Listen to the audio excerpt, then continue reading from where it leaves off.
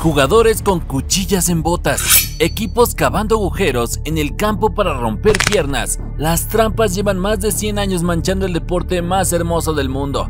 Pero primero, vamos a ver con este equipo que perdió a propósito. En 1915, el Manchester United luchaba por no descender mientras que Liverpool estaba cómodo en la mitad de la tabla. Pero en el partido, algo extraño pasaba. Los jugadores de Liverpool fallaron un penal, parecían desmotivados y algunos hasta se enojaban cuando compañeros intentaban marcar. El partido terminó 2-0 a favor del United, marcador que le salvaba y mandaba al Chelsea a segunda. Luego se descubrió que 7 jugadores habían apostado por ese 2-0. La FIFA lo suspendió de por vida, primera vez que se confirmaba un partido comprado. Pero aunque eso aún existe hoy en día, algo que ya no vemos es lo que pasó en 1924. En 1924 el club argentino Chacarita estaba tan desesperado por ganar la liga que cavaron agujeros durante la noche en su estadio, con la esperanza de que sus rivales se rompieran las piernas. Al día siguiente los visitantes esquivaron los pozos, ganaron el partido y aseguraron el título. Los tramposos no consiguieron nada esa vez, pero hacer hoyos en el campo no es nada comparado con convertir tus tacos en un arma, porque en 1960 Carlos Bilardo hizo exactamente eso. El argentino era el tipo de jugador que hacía cualquier cosa por ganar, incluso enterrar agujas dentro de sus botas para pinchar rivales en pleno partido. Pero esa no es la única trampa que ha protagonizado Carlos. Como entrenador, alentaba a poner sustancias en los ojos de los oponentes e incluso le dio agua dopada a Brasil en los octavos de final del Mundial del 90, y sorprendentemente su juego sucio funcionó. Argentina ganó ese mundial, dejando su nombre marcado en la historia del fútbol. Ok, ahora avancemos a 1983, cuando Maradona se fracturó el tobillo con una de las entradas más brutales de la historia. El defensa Andoni Goicoechea, conocido como el Carnicero de Bilbao, consiguió ese apodo por su estilo tan agresivo de juego y obviamente por jugar para el Athletic de Bilbao. Pero en un partido contra el Barça, convirtió esa agresión en maldad cuando fue a lesionar al mejor jugador del mundo en ese momento. Recibió 16 partidos de suspensión por esa patada criminal y en vez de arrepentirse por el daño causado, hoy en día guarda esa bota como trofeo en su casa. Eso sí es brutal. Pero Graham Souness literalmente encogió el campo de fútbol para ganar un partido. El técnico de los Rangers sabía que no podía ganarle al Dinamo de Kiev. En la ida perdieron 1-0 y Souness llegó a la conclusión de que para ganar necesitaban un juego más físico, así que movió las líneas del campo hacia adentro para encoger el terreno y favorecerlos, y de alguna manera funcionó. Ganaron 2-0 y avanzaron. No sé si se puede considerar como una trampa, pero no había ninguna regla que lo prohibiera. Pero después de ese partido, las reglas cambiaron. Aunque eso no haya sido verdaderamente una trampa, lo que hizo este portero definitivamente lo es, porque baneó a su equipo del mundial y lo banearon a él de por vida. En 1989, Brasil jugaba con Chile por un cupo al mundial. Chile empezó perdiendo 1-0, cuando de repente una bengala cayó cerca del arquero chileno. Rojas sangró y lo sacaron lesionado en camilla. Chile acusó a sus fans brasileños, pero un fotógrafo confirmó que la bengala estaba lejos. El guardameta confesó que se cortó con una cuchilla oculta en su guante. Chile fue descalificado y Rojas fue expulsado de por vida. Ahora vamos a los 90s y las trampas que solo se vuelven más locas a partir de aquí, como el país que envió drones a espiar el entrenamiento de Francia, o el campeón del mundo que fue baneado de por vida por hacer trampa. Pero antes de eso, en 1991 Maradona recibió una suspensión de 15 meses. Ya sabemos que Maradona tiene una extensa historia con las trampas y siempre se salía con las suyas, como su gol de la mano de Dios, pero en 1991 lo llamaron para un test antidoping y dio positivo. Uno pensaría que aprendió de esto, pero no. En 1994, durante el Mundial, volvió a dar positivo y fue expulsado del torneo. Pero alguien que sí se salió con las suyas es Andreas Müller, quien con su trampa consiguió el título de la Bundesliga.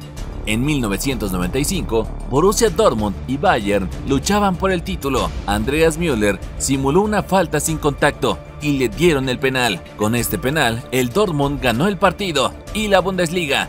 Después fue sancionado por 2 partidos, sancionado de la selección por un tiempo, pero alzó el trofeo. Valió la pena. Pero él no ha sido el único en hacer trampa con una simulación, porque en 2002 Rivaldo fingió un pelotazo en el Mundial El rival solo le estaba pasando el balón, pero fue expulsado. Brasil ganó 2-1 y luego la Copa del Mundo. Sí recibió una multa de 5.000 euros, pero ya tenía la medalla de campeón. Ahora, vámonos al 2006, porque en este año ocurrió el mayor escándalo que se ha visto en el fútbol, el cual causó que el Juventus descendiera y perdiera 2 títulos de la Serie A. Mientras que otros equipos también se enfrentaban a reducciones de puntos muy serias, este caso se conoce como el Calciopoli. En resumen, el Juventus, Milan, Lazio, Fiorentina y otros clubes más pequeños manipularon partidos eligiendo árbitros para favorecer a ciertos equipos. Esto lo hacían de forma anónima, por teléfono desde números extranjeros, para que fuera difícil rastrearlos. Pero cuando estalló el caso, cada equipo tuvo diferentes castigos dependiendo de su participación en el escándalo. Juventus descendió y perdió 2 títulos de la Serie A. El Milan perdió 30 puntos de la temporada anterior y 8 puntos para la siguiente. La Lazio solo perdió 3 puntos, pero le quitaron el derecho de participar en la Copa UEFA para la siguiente temporada. Y la Fiorentina perdió 15 puntos y fue eliminada de la Champions. Ahora, pasando al 2010, en plena época del Mundial y del Waka Waka, de alguna manera Suárez logró que un país entero lo odiara. En los cuartos de final, Uruguay se topó con Ghana. Ambos equipos estaban desesperados por avanzar, pero después de los 90 minutos, estaban empatados. Ghana tuvo la oportunidad clarísima de gol y parecía que el partido ya estaba decidido, pero Suárez evitó un gol con la mano sobre la línea. Fue expulsado, pero Ghana falló el penal y luego Uruguay avanzó en la tanda de penales. Ahora en Ghana lo odian, pero desde su punto de vista, él cometió la falta, pero el jugador de Ghana falló el penal. Y la verdad tienen razón, porque de todas formas recibió su castigo. Ahora, una cosa es que el jugador bloquee un gol con la mano, pero es mucho peor que lo haga un masajista del club. Es real, lo juro. Eso pasó en 2013 en Brasil.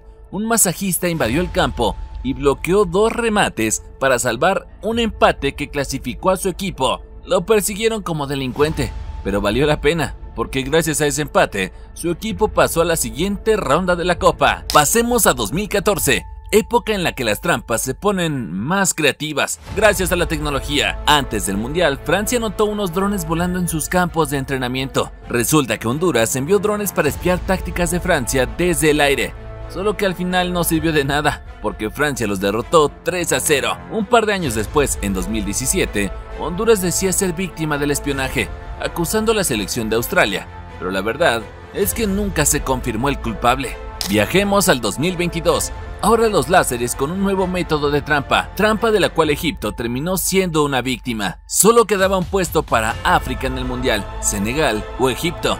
Todo se decidía en la tanda de penales, y en el penal decisivo, Mohamed Salah falló el tiro tras ser cegado por láseres verdes desde la grada. Luego pateó Mané, sin láseres en los ojos, y Egipto quedó fuera. Un engaño moderno.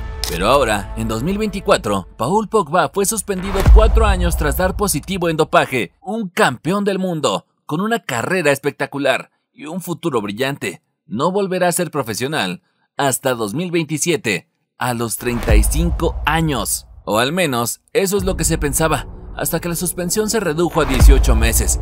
Pese a que ningún equipo lo quería, el Mónaco decidió apostar por él, y lo volveremos a ver en los campos este 2025. Ahora, todo esto es sorprendente, pero no tanto como estos momentos irrepetibles en el fútbol. Haz clic y sigue viendo Fútbol Olvidado, donde las mejores historias siguen vivas.